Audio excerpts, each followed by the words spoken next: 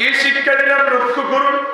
আসিয়া ফিরআউনের স্ত্রী যখন ঈমান আনলো, মূসা আলাইহিস সালামের রব আল্লাহর প্রতি আল্লাহর তাওহীদকে মেনে নিল, তখন আসিয়ার উপরে ফিরআউন নির্যাতনের স্টিমুলা চালু করে দিল। নির্যাতন নিপীড়ন অত্যাচার শুরু হয়ে গেল। আমি প্রায় বলে আলোচনার মধ্যে স্ত্রীর জন্য অপমান সহ্য করেছি, স্ত্রীর জন্য থাপ্পড় খেয়েছে এমন একজন ব্যক্তির নাম হলো ফিরআউন। কি নাম? আজকের স্বামীরা এত ইগো, তাদের মধ্যে এত ইগো যে ছোট্ট একটা ত্রুটি হলে স্ত্রীকে মারধর করতে পর্যন্ত দ্বিধা করে না। আমার আছে না নাই? আমি মাঝে মধ্যে বলি যেগুলো স্ত্রীকে মারে না কাপুরুষ, এরা কি কারণ পুরুষ তো হবে নিয়ন্ত্রণকারী, পুরুষ তো হবে দায়িত্বশীল, পুরুষ তো হবে সচেতন, পুরুষ তো হবে একজন কর্তা, পুরুষ তো একজন রাষ্ট্র প্রধানের দায়িত্ব পালন করার সক্ষমতা রাখবে। এটাই ঠিক না? কিন্তু একটা মাত্র পরিবারে একজন স্ত্রী তাকে নিয়ন্ত্রণ করতে পারে না, তার মানে সে এখনো প্রকৃত পুরুষ হতে পারে না। স্ত্রীকে নিয়ন্ত্রণ করতে পারে না। কিভাবে স্ত্রী নিয়ন্ত্রণ করতে হয়, কিভাবে তার মাকে নিয়ন্ত্রণ করতে হয়, কিভাবে বাবা মা স্ত্রী সন্তানের হককে একটা সামঞ্জস্য ইকুয়েশন করতে হয়, এটা জানে না, ওই ব্যক্তি এখনো প্রকৃত পুরুষ হতে পারে। সম্মানিত উপস্থিতি, ফিরআউন দেখেন কেমন লোক। যখন মূসা আলাইহিস সালাম ফিরআউনের কোলে উঠে থাপ্পড় দিলে কি করলো? ফিরআউন কি করেছিল? থাপ্পড় দিয়েছিল। তখন ফিরআউন আসিয়া বলল, ছোট মানুষ বোঝে নাই। তখন ফিরআউনের ক্ষমতা আছে না নাই? আছে না নাই? আছে। একটু শক্ত করলে, বাপের বিরুদ্ধে চলে গেলে, যদি মামলা দেওয়া যায়, বাপের বিরুদ্ধে চলে গেলে, যদি হামলা করা যায়, বাপের বিরুদ্ধে চলে গেলে, যদি গুম করা যায়, তাহলে এদের থেকে ক্ষমতা ফিরআউনের কম ছিল না বেশি ছিল? ফিরআউন চাইলে একেবারে শেষ করতে পারতো। কেমনে পারতো লক্ষ্য করেন। যখন মূসা আলাইহিস সালাম জন্মগ্রহণ করে, ওই জ্যোতিষী বলল এমন একজন আসবে যে তোমার রাজত্বকে ধ্বংস করবে, যে তোমার রাজত্বকে ধ্বংস করবে। তখন মূসাকে ফিরআউন কি করলো? একাধারে সব শিশু বাচ্চাদেরকে হত্যা করা শুরু করলো। ক্ষমতা আছে না নাই? ওর দুনিয়াবি রাজত্ব আছে, দুনিয়াবি চেয়ারের ক্ষমতা আছে, পদের ক্ষমতা আছে, তবে এই ক্ষমতা কখনো স্থায়ী হবে না। লক্ষ্য করুন, ফিরআউন এত ক্ষমতা থাকার পর ছোট একটা বাচ্চা থাপ্পড় দিল। স্ত্রী বলল ছোট মানুষ বুঝে নাই, ও মনে হয় আমাদের কল্যাণে আসবে। পরন্তু এই মূসা আলাইহিস সালাম আসিয়ার কল্যাণে কে আসে নাই? আসে নাই? মূসা আলাইহিস সালামের জন্য সেই সময়ে তাওহীদের দাওয়াত পেলেন, তাওহীদ গ্রহণ করলেন, এবং এই মূসা আলাইহিস সালাম ছিল ওসিলা মাধ্যম যে আল্লাহ তাবারক ওয়া তাআলা তাওহীদ গ্রহণ তো করলেন, দুনিয়াতে জান্নাত থেকে মৃত্যুবরণ করলেন। লক্ষ্য করুন, ফিরআউনের এত প্রিয়তমা স্ত্রী আসিয়া, ও লক্ষ্য করে চোখ লাগান, যখনই ঈমান আনলো, যখনই তার কথার মধ্যে আসলো, আল্লাহর ব্যাপারে লজ্জা বুঝলো যে আল্লাহ তাকে দুনিয়াতে কাউকে সিজদা করা যায় না, দুনিয়াতে কাউকে সিজদা করা যায় না। আল্লাহকে রব মেনে নিলে তিনি লালন পালনকারী, তিনি রিজিক দাতা, তিনি হায়াত দাতা, তিনি মউত দাতা, তিনি সব দেখেন। ইন্নাল্লাহা সামিউন বাসীর, তিনি সব দেখেন, সব শোনেন। সুতরাং দুনিয়াতে কোন ব্যক্তির কাছে যত ক্ষমতাধর হোক না কেন, তার কাছে মাথা নত করা যাবে। লক্ষ্য করুন, ফিরআউনের কাছে মাথা নত করলেন, ঈমান আনলেন। ফিরআউন তখন থেকে আর পছন্দ করলেন যে স্ত্রীর অনুরোধে ছোট্ট একটি বাচ্চা থাপ্পড় খেলো, যে স্ত্রীর অনুরোধে ওই মূসা আলাইহিস সালামকে লালন পালন করলো, যে স্ত্রীর অনুরোধে তিনি যে কোনো কিছু করতে দ্বিধাবোধ করতেন না, ওই স্ত্রীকে শুধুমাত্র ঈমান আনার কারণে, আল্লাহকে ভয় করার কারণে তার বিপক্ষে চলে গেলেন। জোরকার নাউজুবিল্লাহ। শুধু বিপক্ষে চলে যান নাই, আসিয়াকে বললেন, ও আসিয়া, এখনো সময় আছে, আমাকে রব মানো, যদি আমাকে রব হিসেবে মেনে নাও, যদি আমাকে তুমি রব করো, যদি আমাকে প্রভু মানো, তোমাকে ছেড়ে দেব, তুমি এই উৎসব উজ্জ্বল প্রভাব দাও, উৎকট চিন্তা বাদ দাও। সেনাবাহিনীকে বলল, ও সেনাবাহিনীর লোকেরা, তোমরা খুব চেষ্টা করো, বারবার চেষ্টা করো, অত্যাচারের মাত্রা বাড়াই দাও, কোনোভাবে আসিয়া ফেরে কিনা। কারণ আসিয়ার প্রতি ফেরাউনের একটু একটু মহব্বত ছিল। সে যাচ্ছে যে ফিরে আসুক, কিন্তু কোনোভাবে যখন ফিরে না, ফেরাউন ওই সময় সন্তানগুলিকে হত্যা করল। পরিশেষে আসিয়া নিজেই দুনিয়া থেকে চলে যাওয়ার লক্ষ্য করো। আল্লাহ বললেন, ভাইরা শোনো, তোমাদের জন্য উদাহরণ দিলাম। আসিয়ার জীবনী এত অত্যাচার করলো, এত নির্যাতন করলো, এত নিপীড়ন করলো, শুধুমাত্র ঈমানের কারণে, তাকওয়ার কারণে, আল্লাহকে লজ্জা করার কারণে সে দুনিয়া থেকে বিদায় হলো। তারপর আল্লাহর ব্যাপারে কাউকে শরীক করে নাই। কিন্তু আজকে বাচ্চার গলায় 3 সুতা দিয়া কাজ ভাঙ্গায় পুরুষেরা, নারীরা কারা ভাঙ্গায়? নারীরা। আবার বাচ্চা একদিন কান্না করেছে, কয়দিন? একদিনে দ্রুত গিয়ে তাবিজ আনে। হুজুর তাবিজ দেয় না, কয় হুজুর ভালো না, কিচ্ছু জানে না, কিচ্ছু বোঝে না, তাবিজ দেয়। আরেকজনের কাছে যাও, খুব ভালো তাবিজ দেয়। এরকম আছে না? ওই যে প্রথম বললাম, ঈমান অর্থ কি? বিশ্বাস করে স্বীকৃতি দেওয়া।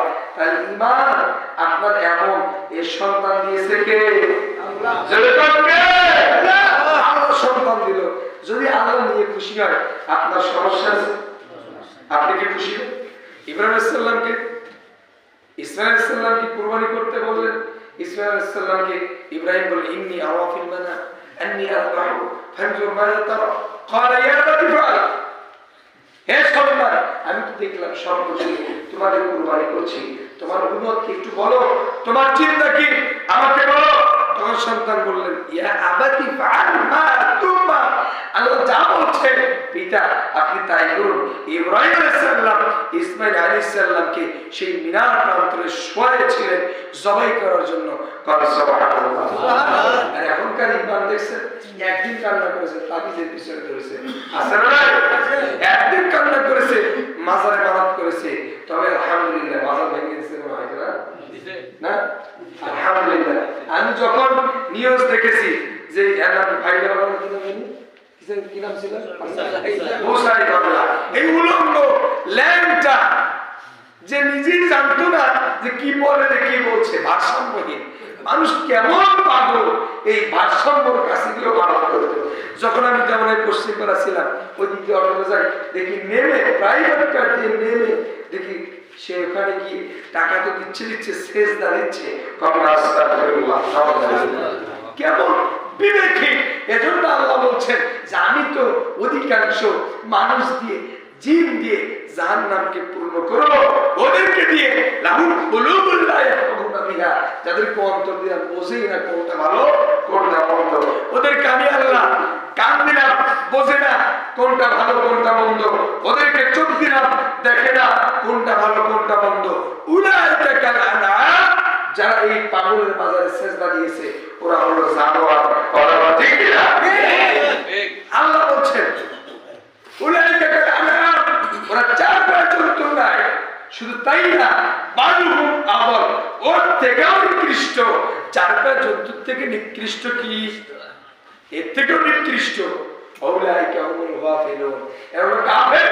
আল্লাহ বলছেন দেখো এদের কোনো জ্ঞান কাণ্ডই নাই। যেরকম সুবহানাল্লাহ। লক্ষ্য করে দিকে বলছিলাম, ওরা আসিয়ার উপরে এত নির্যাতন, এত নিপীড়ন আসলো, জীবন চলে যায়, তারপরে ঈমান বিলিয়ে দেয় নাই, বিক্রি করে নাই।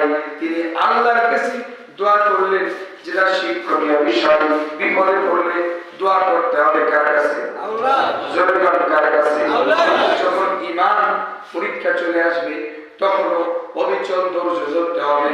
ধৈর্য ধরে আল্লাহর ফলাফলের জন্য অপেক্ষা করতে হবে। আল্লাহ বলছেন ওয়াকাযালিকা নাজিজিল মুহসিনিন, আরেক জায়গায় বলছেন ওয়াকাযালিকা নাজিজিল মুমিনিন। আল্লাহ বলেন আমি আল্লাহ এভাবেই ভালো মানুষদেরকে, আমার মুহসিন সৎকর্মশীল বান্দাদেরকে পরীক্ষা করি। সুবহানাল্লাহ। শুধু তাই নয়, আল্লাহ বলেন ওয়াকাযালিকা নাজিজিল মুমিনিন, যার ঈমান নাই তার পরীক্ষা নাই, যার ঈমান নাই তার পরীক্ষা নাই, যার ঈমান নাই তার পরীক্ষা নাই। যার ঈমান আছে আল্লাহ বললেন আমি তাদেরকে পরীক্ষা করি। সুবহানাল্লাহ। এবার আসিয়া আল্লাহর কাছে ঈমানকে মজবুত রেখে শক্ত রেখে দোয়া করছেন। قالت رب ابن لي إذ قالت رب ابن لي عندك بيتا في الجنة। আল্লাহকে বলছে আল্লাহ দুনিয়া থেকে চলে যায় আপত্তি নাই, ঈমানের জন্য জীবন দেব কোনো আপত্তি নাই, তবে তোমার কাছে একটা চাওয়া হলো রব ইবনি লি ইনদাকা বাইতান ফিল জান্নাহ। আল্লাহ তুমি আমাকে জান্নাতের মধ্যে একটা ঘর দিয়ে দিও। চিৎকার করে বলেন সুবহানাল্লাহ। লিল্লাহি তাকবীর, লিল্লাহি তাকবীর। লক্ষ্য করুন আমাদের আপনাদের লক্ষ্য থাকবে, আমাদের চিন্তা থাকবে আল্লাহর ক্ষমা এবং জান্নাত। এজন্য আল্লাহ বলেন ওয়াসারিউ ইলা মাগফিরাতিন মির রাব্বিকুম। আল্লাহ বলেন তোমরা রবের মাগফিরাতের দিকে দৌড়াও। শুধু তাই নয় ওয়া জান্নাতুন আরদুহাস সামাওয়াতি ওয়াল আরদ, আসমান এবং জমিনের থেকে প্রশস্ত জান্নাতের দিকে দাও। জোরে বলুন সুবহানাল্লাহ। সুতরাং আমাদের লক্ষ্য কোন দিকে? জোরে বলুন জান্নাতের দিকে। লক্ষ্য কোন দিকে? জান্নাতের দিকে। আল্লাহর জান্নাত। লক্ষ্য কি? আল্লাহর জান্নাত। দুনিয়া তার কাছে কিছুই নয়। আল্লাহ সুবহানাহু ওয়া তাআলা বোঝার তৌফিক দান করুন। আল্লাহুম্মা আমিন। আর বিলম্ব করছি না, আমি মায়ের উদ্দেশ্যে দুইটা হাদিসের অনুবাদ করে ছেড়ে দেব, আর কোনো কথা নাই, শুধু অনুবাদ করবো আর ছেড়ে দেব। খুব লক্ষ্য করুন। আর বলছে আল্লাহ রাসূল বলছেন যথার্থ লজ্জা ওটাই যার মধ্যে চারটা গুণ আছে। চারটা গুণ ব্যাখ্যা দেবো না, তবে শর্টে বুঝাই দিচ্ছি। শোনেন চারটা গুণ। এক নম্বর কি বলছি মনে আছে আপনাদের? মাথা। মাথা সে যা রাখে, মানে বুদ্ধি রাখে, কান রাখে, চোখ রাখে, নাক রাখে, মুখ রাখে, সম্পূর্ণ মিলায় এর নাম কি?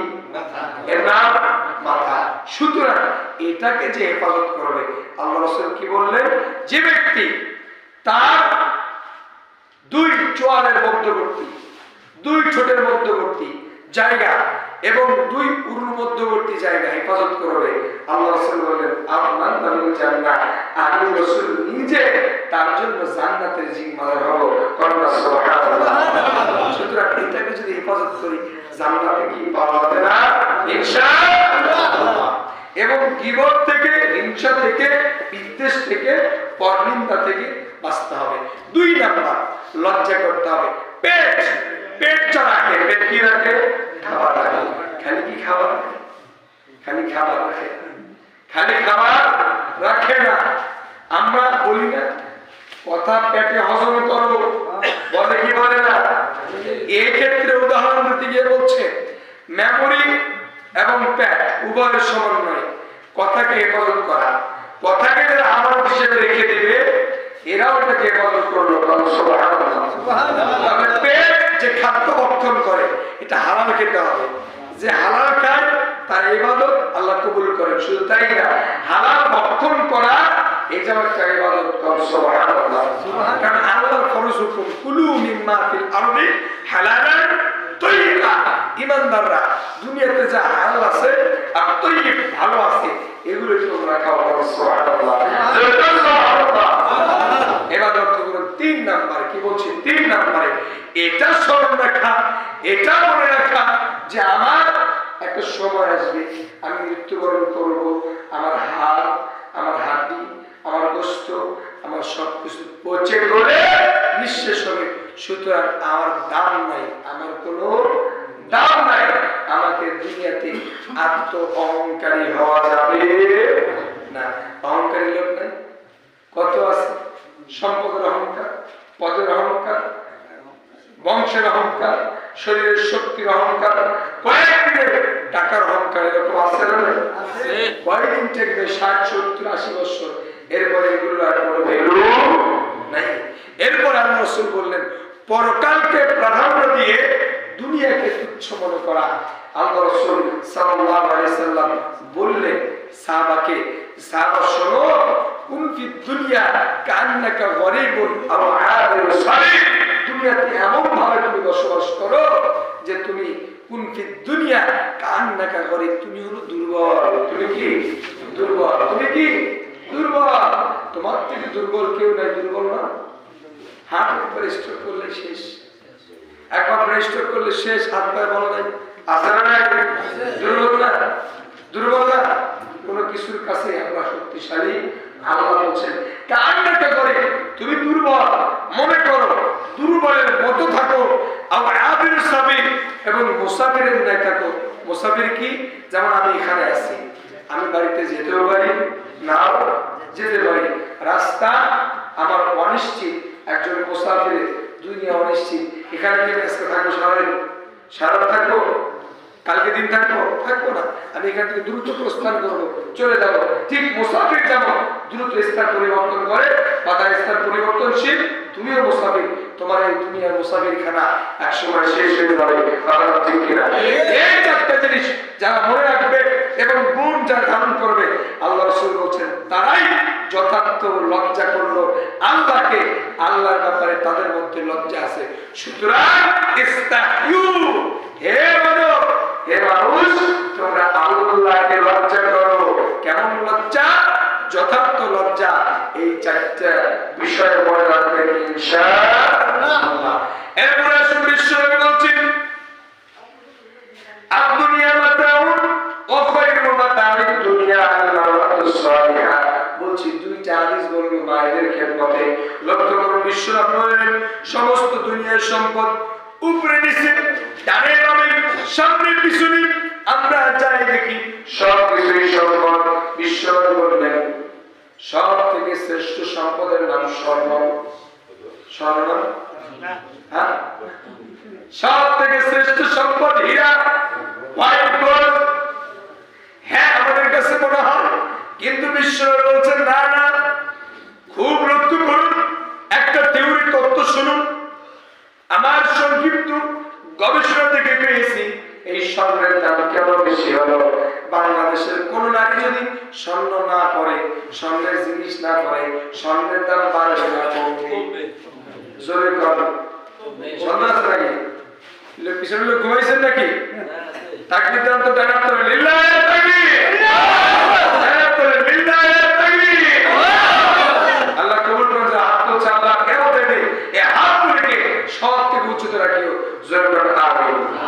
এখন লক্ষ্য করুন, এই নারীরা স্বর্ণের অলংকার জিনিস পরে বিদায় গয়নাগাটি, এজন্য স্বর্ণের দাম বাড়া, এবং এটা আমাদের চোখে মূল্যবান। ঠিক কিনা? এজন্য লক্ষ্য করুন, যার জন্য স্বর্ণের দাম বাড়ে তার মূল্য কি স্বর্ণের থেকে কম না বেশি? এটা আমাদের সেন্সে এখনো খাটে নাই। আল্লাহ রাসূল বলছেন, আল্লাহ রাসূল বলেন ওয়া খায়রু মাতা'আদ দুনিয়া আল-মারআতুস সালিহা। ও দুনিয়ার মানুষেরা শোনো, উত্তম দুনিয়ার মধ্যে শ্রেষ্ঠ সম্পদ হলো, উত্তম সম্পদ হলো একজন নেককার নারী, যে নারী সব সময় আল্লাহকে লজ্জা করে ভালো কাজ করে। সুবহানাল্লাহ। আল-মারআতুস সালিহা, নেক কাজ করে, ভালো কাজ করে, কোরআন এবং সুন্নাহর কাজ করে। ওই পাগল ছাগলের মাজারে ধর্ণা ধরে না। ওই পাগল ছাগলের মাজারে একবার সেজদা করলে, এক সেজদায় তার জীবনের আমল একেবারে বরবাদ হয়ে যাবে। বলছেন আল্লাহ। আপনি আমি, আল্লাহ বলছেন সূরা আনামের মধ্যে, আল্লাহ তাবারক ওয়া তাআলা প্রায় 18 জন নবী, কয়জন? 18 জন নবী নাম 3 আয়াতের মধ্যে সংযুক্ত করে এরপরে আপনার আমার রব তিনি বলছেন দুনিয়ার মানুষ শোনো, আমি নবীদেরকে বলছি ওয়ালা আশরাকু লা আহবিতু আনহুম মা কানু ইয়ামালুন। তুমি যদি শিরক করো, আমি নবী চেনার সময় নাই, শিরকের কারণে আমলকে ধ্বংস করব। জোরে নাউজুবিল্লাহ। বলেন এক সিজদাতে আমল ধ্বংস। আমরা জীবনে কোনোদিন আর তাবিজ কবজ কোনো মাজারে ধর্ণা ধরব না ইনশাআল্লাহ। আল্লাহ তোমার বান্দারা যারা নিয়ত করেছে এদেরকে শিরক মুক্ত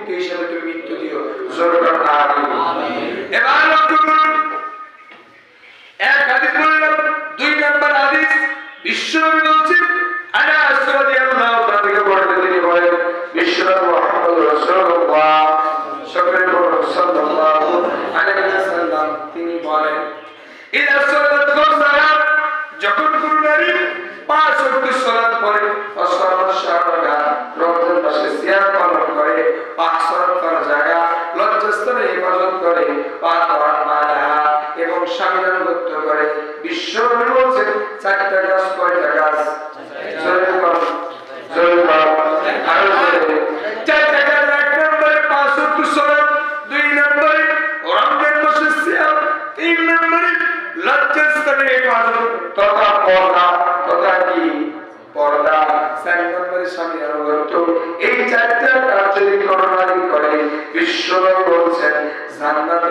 যেই দরজা দিয়ে মন চায় সেই দরজা দিয়েই প্রবেশ করতে পারবে। আপনারা কি সবাই জান্নাতে যেতে চান? কারা কারা যেতে চান হাত তুলুন তো।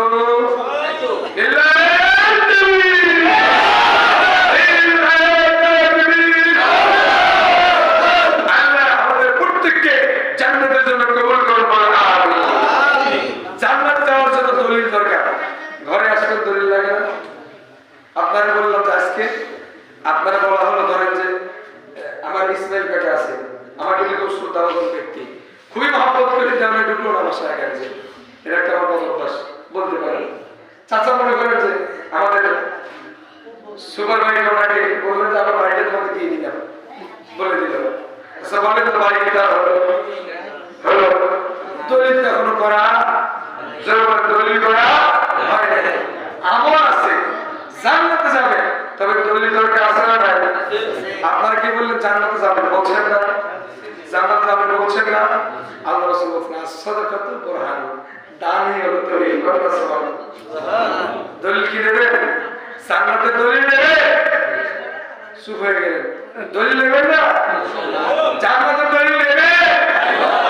তাহলে আমি দেখতে চাই আল্লাহর কোন বান্দারা আছে 1000 টাকা করে আমি মুসাফির, আমি তো মুসাফির এখন সফরে আছি, আল্লাহ রাসূল বলেন মাসরুর দোয়া কবুল হয়, মুসাফিরের দোয়া কবুল হয়। আমি মুসাফির দোয়া করব প্রাণ খুলে, দেখতে চাই আল্লাহর কোন বান্দা আছে 1000 করে 5 জন কমপক্ষে। মনে করছেন দ্বিতীয় বক্তাকে দিছি, উনি কাকরামে থাকে, কাকরাম মসজিদের প্রতি উনি মুসাফির, কাছাকাছি কালকেও আসতে পারে, 3 দিন পরে আসতে পারে। আমি দেখতে চাই এখানে আসবেন, ওখানে না, সরাসরি আমার কাছে আসবেন। মুসাফির হাতে মুসাফা করবে, মুসাফা তো সুবিধা গুলো মাপ হয়। সুবহানাল্লাহ। 800 কে দেবে 1000 কিনা আবু 300 বাকি লিখে দাও। আমদাই নামে একজন ভাই 700 টাকা দিয়ে যায়, আগে ভয় করে যায়, আগে আসে মুসাফা করবেন, দেখা করব তো কি করেন কর্মদিন কাজ কি কি তো বলা সরকারি। আল্লাহু আকবার। সরকারি তো শোনা টাকা দিতে চান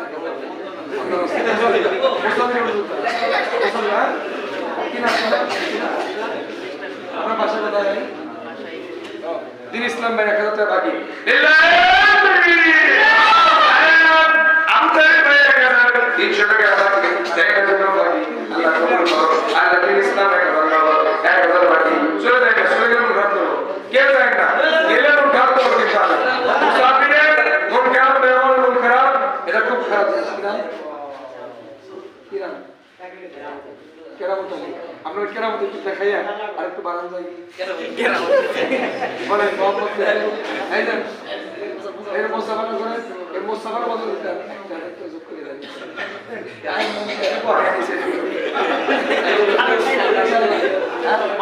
আলহামদুলিল্লাহ আলহামদুলিল্লাহ আল্লাহ দেওয়ার লোকের দেয় না জানি কত মারাবা নাম কেন বলি করে না ইত্যাদি বলি টাকা দিছে 2000 আমরা কই নাই বেজা আমার জোর করেছি 1000 তাও দিয়েছে। আল্লাহ কবুল করে দাও, জানার মতো দিয়ে দাও, সেগুলো করে দাও। আমিন। আল্লাহ করেছে আল্লাহ কই আল্লাহ রমজান কই 1000 টাকা আল্লাহ কবুল করো। জানার বরকত দাও। কি বিয়ে করছেন ভাই? নিলাস দাও কি না ময়না কি ময়না হোসেন ময়না বিশিষ্ট ব্যবসায়ী আল্লাহ আরেকটা দাও ভাই। আমার ভাই টাকা দিবেন কে বলেন তো? টাকা দেয় কে? কে দিয়েছে? বাংলাদেশ ব্যাংক আল্লাহ দিয়েছে। কে দিয়েছে? আল্লাহ। ময়না একটা দাও টাকা বাকি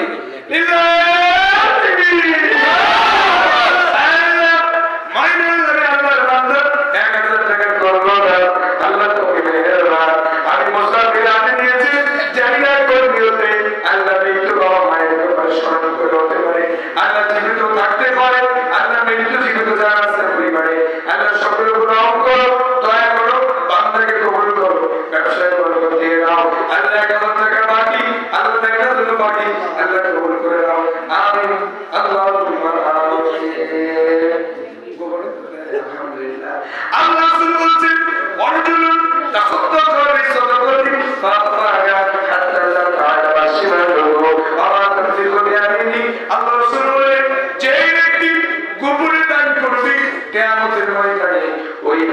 দিয়ে আল্লাহর বিশেষ সাহায্যে আল্লাহ ইসলাম দেবেন।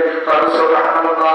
আবার কি ফের দকল কি ফের দেন আগে ওটা তো বলে আগে তো বলে আগে তো বলে গোবরে কষ্ট করে আল্লাহ আরেক গোবরে যে বাদ না রাখি বুঝে গেল মনের দুঃখে তোমার কাম এই যায় না বল আল্লাহ কি আছে বিরিয়ানি না কি আছে ভালো করে বল কি খিচুড়ি কোনো কিছু নাই খিচুড়ি আমরা সাথে দেখ ইনশাআল্লাহ আল্লাহ গোবরে কষ্ট তুমি শুনে দেখছো আল্লাহ কবুল করে দাও জানার করতে দাও। এই এলাকার বাইরে দেখতে চাই, এই এলাকার মধ্যে রেখে দেখতে চাই স্বামী মহম্মদের সঞ্চয়ের শান্তির জন্য, পরিবারের কল্যাণের জন্য ও পাশাপাশি সাথে মহাব্বত করে না, ভালোবাসে না। একজন নারী আমাকে কয়েকদিন আগে ফোন দিয়েছিল, ফোন দিয়ে বলতেছে হুজুর একটা বিষয় জানতে চাই। আমি বললাম কি বলেন? বলতেছে এমন কোন কাজ কি আছে স্বামী আমাকে বেশি পছন্দ করে না। আমি বললাম স্বামীর সামনে নিজেকে বেশি সুন্দর করে উপস্থাপন করবে, সাজুগুজু করবে,